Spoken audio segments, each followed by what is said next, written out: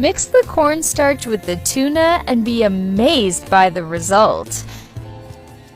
Look at how beautiful it's turning out. It has such a wonderful appearance. Tuna is such a versatile ingredient that can be used in a variety of dishes. I prepared a bowl with a strainer and I'll add 120 grams of tuna. I'll use a fork to break up the tuna a bit in the strainer. It's super easy to make, and you'll be amazed by the result. You're about to learn one of the best ways to use tuna. It's incredible. In a bowl, I'll add 3 eggs. Don't worry, you'll only need a few ingredients. I'll add a teaspoon of salt, half a teaspoon of black pepper. I'll mix everything well until the ingredients are perfectly blended. It's getting to the right texture. This looks good already. I'll add a little parsley. I'll also add a tablespoon of cornstarch. I'll mix again.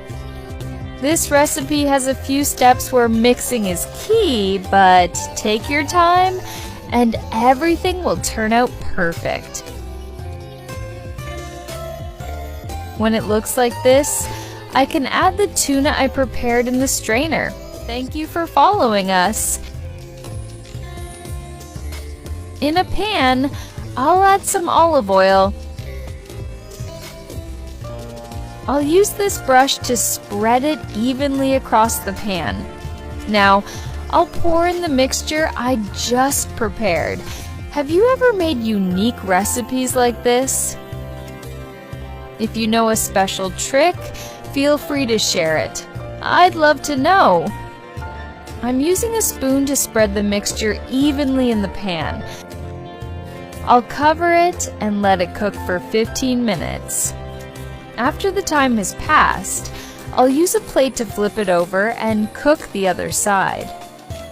But first, I'll add some mozzarella slices.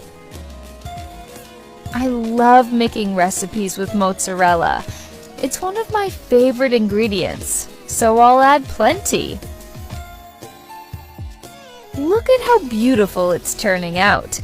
It has such a wonderful appearance.